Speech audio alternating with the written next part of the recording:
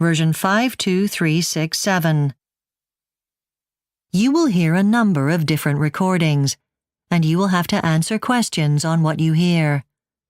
There will be time for you to read the instructions and questions, and you will have a chance to check your work. All the recordings will be played once only.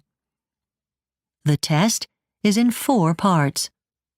Write all your answers in the listening question booklet. At the end of the test, you will be given 10 minutes to transfer your answers to an answer sheet. Now turn to Part 1 on page 2 of your question booklet.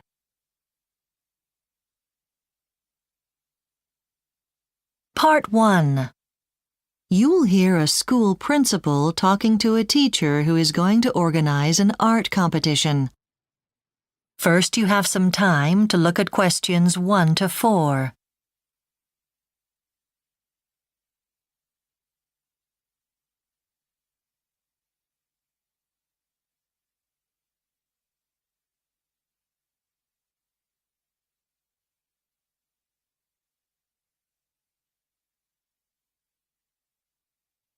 Now listen carefully and answer questions 1 to 4.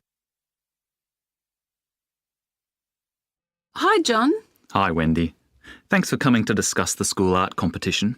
I know this is your first year organising it. Well, I've got some ideas, but I'd appreciate some help with arrangements. OK. We usually divide the competition into age groups. The first age group is junior students. I'll just note that down. Last year, we went with a theme of family. That worked very well. Yes, something simple is best for young children, I think. How about animals this year? Sounds good. And for the type of art, last year children in the junior age group created a drawing. Shall we stick with that? Yes. And for the prize, I heard last year we gave cinema tickets to the winner. Is that right? Yes. But, you know, it might be nice to give the winners tickets to the zoo this time. Good idea. OK. Finally, for the senior students, we also have to think of a theme. I've got a couple of ideas. One is the future. I'm not quite sure how students might approach that theme. It could be tricky.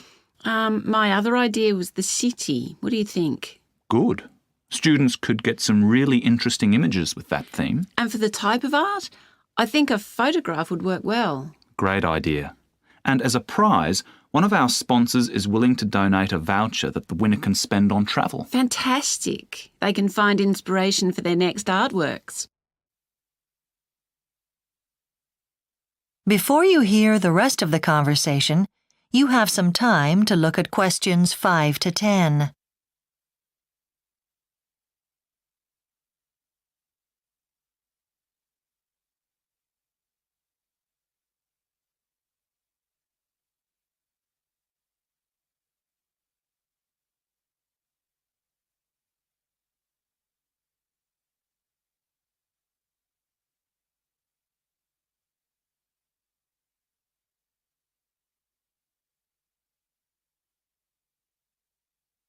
Now listen and answer questions 5 to 10. Now, let's discuss some further details of the competition. Sure. First of all, the deadline for submitting artwork. We want to award the prizes on May the 25th. Last year we needed a week to judge the winners and finalise arrangements for the awards night. How about if entrants submit their artwork by May the 18th? Sure. I'll just note that down. Where should they submit their artworks? At the office? Actually, there's more space at the library. So let's ask students to take their art there. OK. In terms of judging the competition, what did you do last year? We used an excellent local artist. We should try and use her again this year. Her name is Rebecca Lee. OK. Is that L-E-E? No, it's Leigh. Right.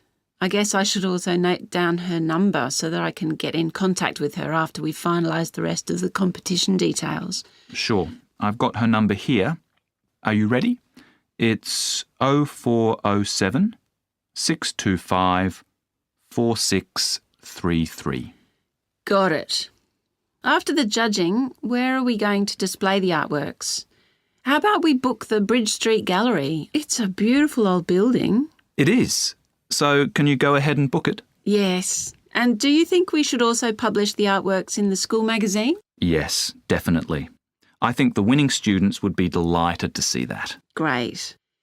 Now, in terms of the art exhibition of the students' work, should we make it a morning event and follow it up with a special lunch or afternoon tea for parents? I was thinking a late afternoon event might be better so that parents can attend after work. After the exhibition, we could put on a dinner. What do you think? Yes, that could be nice. Now, That is the end of Part 1. You now have 1 minute to check your answers to Part 1.